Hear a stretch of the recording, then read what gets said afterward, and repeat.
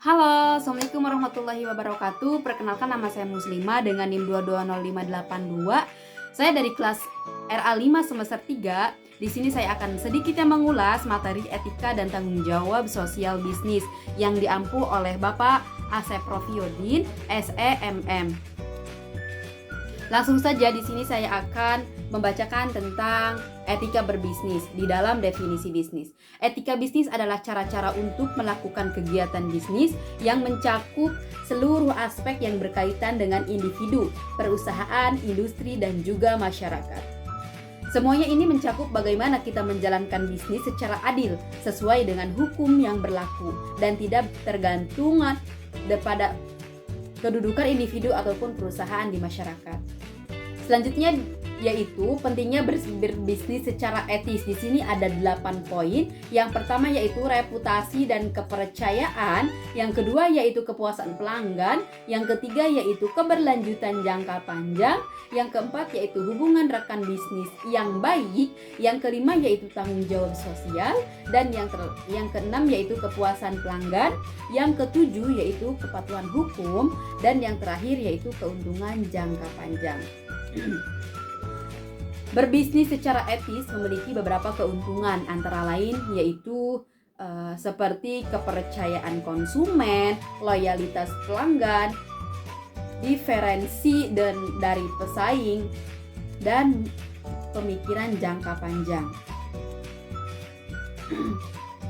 Inovasi dan kreativitas, dukungan dari masyarakat, serta dukungan daripada investor. Prinsip-prinsip ekonomi. Prinsip-prinsip ekonomi di sini ada 5 poin. Yang pertama yaitu prinsip otonomi, prinsip kejujuran, prinsip keadilan, prinsip saling menguntungkan, dan prinsip integritas.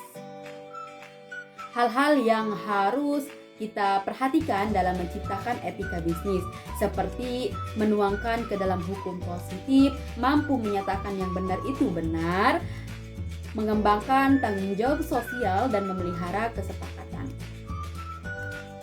Di sini saya akan menjelaskan tentang definisi perusahaan dan pemangku kepentingan. Pemangku kepentingan adalah seseorang, kelompok, ataupun organisasi yang mempunyai kepentingan ataupun kepentingan dalam mengambil keputusan dan aktivitas suatu bisnis, organisasi, ataupun proyek. Pemangku kepentingan dapat menjadi anggota organisasi tempat mereka memiliki kepentingan ataupun mereka yang tidak memiliki afiliasi resmi. Pemangku kepentingan dapat memiliki pengaruh langsung ataupun tidak langsung terhadap kegiatan atau proyek suatu organisasi. Dukungan mereka seringkali diperlukan untuk kesuksesan bisnis dari suatu proyek. Lalu jenis-jenis pemangku kepentingan. Pemangku kepentingan dapat berasal dari berbagai koneksi keorganisasian ataupun proyek. Jenis-jenis pemangku kepentingan yang paling umum adalah seperti investor, kreditor, pemasok, ataupun masyarakat. Lalu, di sini saya akan menjelaskan tentang teori pemangku kepentingan ataupun stakeholder. Pada tahun 1984 terbit sebuah buku karangan Edward Freeman yang berjudul Strategi Manajemen, A Stakeholder Approach. Buku Freeman tersebut dalam waktu relatif singkat menarik perhatian para pemikir karena isinya dianggap menggoncang paradigma managerial capitalism ataupun mazhab strategi bisnis yang bertujuan memaksimalisasi stakeholder value yang dominan saat itu. Bahkan masih cukup kuat sampai hari ini. Managerial capitalism adalah sebuah paradigma mengenai penguasaan perusahaan kapitalisasi oleh manajer. Pengertian dan proses globalisasi. Globalisasi berasal dari kata globe dalam bahasa Inggris yang berarti dunia ataupun bola. Sedangkan globalization artinya adalah proses. Globalisasi merujuk pada suatu proses, yaitu proses menuju ruang lingkup dunia. Globalisasi dapat diartikan juga sebagai proses mendunia. di mana berbagai peristiwa terjadi di suatu belahan dunia secara dan mempengaruhi belahan dunia lainnya. Organisasi bisnis dalam lingkungan global. Pada tahun 2010, Parlemen Negara Prancis mengesahkan regulasi dalam bidang ekonomi. Regulasi tersebut berbunyi bahwa perusahaan yang terdapat dalam bursa saham di Prancis harus memperhatikan kondisi lingkungan dan sosialnya yang meliputi 3 poin, yaitu yang pertama, sumber daya manusia seperti indikator pekerjaan, remunerasi, dan sebagainya. Lalu yang kedua yaitu komunikasi, seperti perhatian pada penduduk setempat. Yang terakhir yaitu standar tenaga kerja, taat pada konvensi PPB ataupun ILO.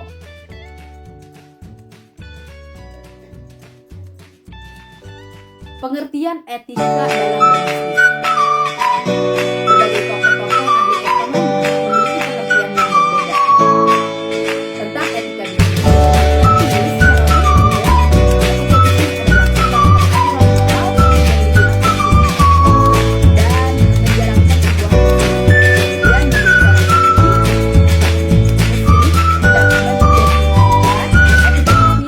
Suatu pedoman mengenai tata cara dalam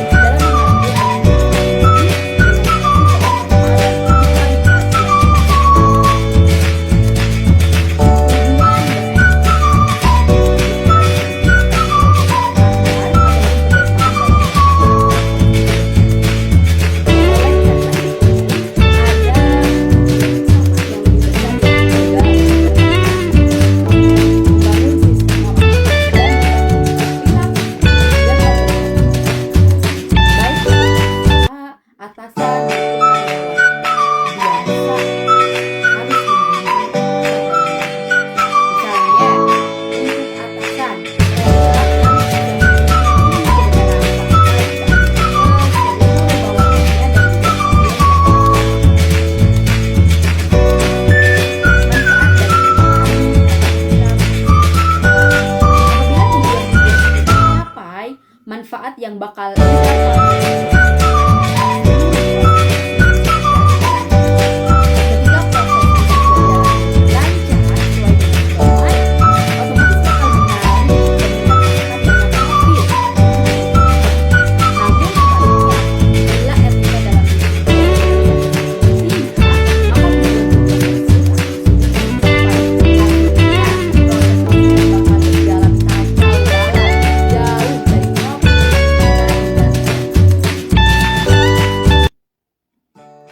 Lalu prinsip-prinsip etika bisnis seperti berintegritas, kejujuran, loyalitas, keadilan, dan taat hukum.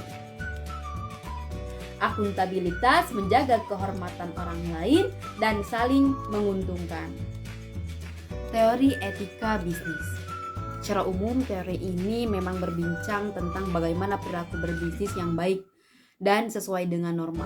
Di antaranya yaitu egoisme, utilitarianisme, deontologi, teori hak, teori keutamaan, dan teori etika ekonomi. Faktor-faktor yang mempengaruhi etika bisnis.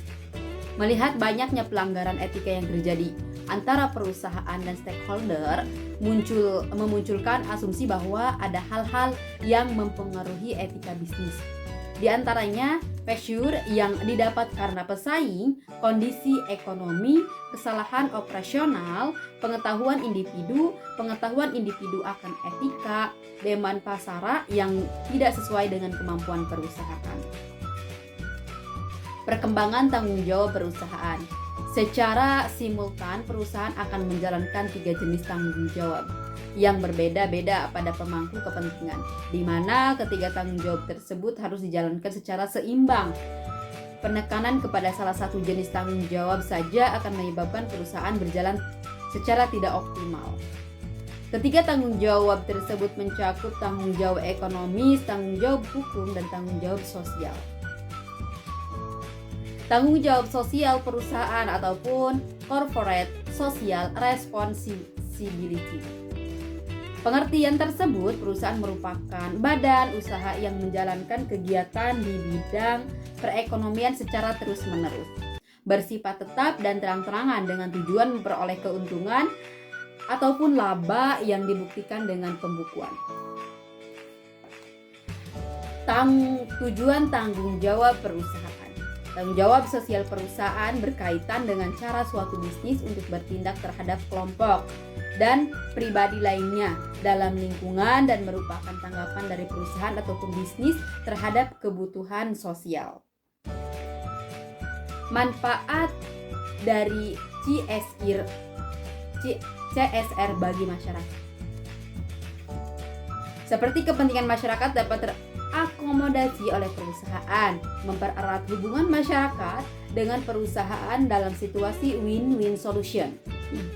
Sementara itu, manfaat tanggung jawab sosial perusahaan bagi pemerintah adalah memiliki partner dalam menjalankan misi sosial dan misi pemerintah. Dalam hal tanggung jawab sosial, ikut serta dalam mengakomodasi masyarakat dalam memenuhi kebutuhannya, terutama kebutuhan mutlak dan kebutuhan primer. Audit kinerja tanggung jawab sosial. Pengertian audit pertanggungjawaban sosial. Audit bertanggung jawab sosial merupakan suatu proses di mana organisasi dapat menentukan kewajaran kinerja sosial mereka, melaporkan dan mengembangkan kinerjanya. Selanjutnya ada keuntungan dan hambatan audit kerja sosial. Keuntungan audit kinerja sosial di antaranya melibatkan stakeholder dalam organisasi, meningkatkan tanggung jawab kepada stakeholder utama, memberikan garis besar yang berguna untuk aktivitas perusahaan, menyediakan kepercayaan dan hasil akuntansi pertanggungjawaban sosial, pengukuran untuk beberapa perluasan, mengamati dampak sosial organisasi, menstimulus timbulnya praktek yang jujur, dibutuhkan waktu dan usaha dari organisasi. Hambatan audit kinerja sosial. Biaya untuk mendanai sumber dari luar. Belum ada standar yang mengatur audit pertanggungjawaban sosial. Harus memperoleh opini dari stakeholder, dari non-stakeholder yang mungkin calon stakeholder potensial. Proses audit pertanggungjawaban sosial merupakan proses yang complicated dan membingungkan. Tidak ada standar kualifikasi untuk auditor pertanggungjawaban sosial. Hak dan kewajiban pemilik usaha. Pengertian pemilik usaha adalah orang ataupun perorangan, persekutuan atau badan hukum yang menjalankan suatu perusahaan milik sendiri. Sedangkan hak pemilik perusahaan. Secara singkat, pemilik usaha ataupun perusahaan memiliki hak yang tercantum dalam uraian Undang-Undang Ketenagakerjaan, yakni dalam Undang-Undang Nomor 13 Tahun 2003 tentang Ketenagakerjaan. Selanjutnya yaitu hak-hak tersebut antara lain adalah sebagai berikut, seperti perusahaan berhak atas hasil dari pekerjaan karyawan, perusahaan berhak untuk memerintah ataupun mengatur karyawan ataupun tenaga kerja dengan tujuan mencapai target, perusahaan berhak melakukan pemutusan hubungan kerja terhadap pekerja buruh ataupun karyawan jika melanggar ketentuan yang telah disepakati sebelumnya. Hak tenaga kerja. Banyak jenis hak lain yang dimiliki oleh setiap tenaga kerja selain imbalan dalam bentuk materi. Untuk lebih lengkapnya, berikut adalah hak tenaga kerja secara garis besar yang tertuang dalam Undang-Undang Ketenagakerjaan. Salah satunya yaitu hak dan kewajiban pemilik usaha terhadap pekerja. Salah satu yang diatur adalah hak dan kewajiban perusahaan terhadap para pekerja, namun termasuk hak dan kewajiban perusahaan terhadap para pekerja yang bekerja melebihi batas waktu. Jam kerja adalah waktu untuk melakukan pekerjaan, dapat dilaksanakan siang hari ataupun pada malam hari. Hak dan kewajiban pengusaha menurut Undang-Undang Berlaku Kewajiban Perusahaan Terhadap Karyawan di dalam Undang-Undang Nomor 13 Tahun 2003. Seperti memberikan pelatihan secara pengembangan kompetensi pada karyawan, memberikan fasilitas jaminan kesehatan dan menjaga keselamatan karyawan, membuat dan menentukan peraturan perusahaan bagi karyawan. Hak-hak yang dimiliki karyawan dalam Undang-Undang Nomor 13 Tahun 2003. Jika perusahaan telah memiliki kewajiban kepada para karyawan, selanjutnya karyawan juga memiliki hak-hak yang harus diperhatikan. Mungkin hanya itu yang dapat saya sampaikan. Kurang lebihnya mohon maaf. Wassalamualaikum warahmatullahi wabarakatuh.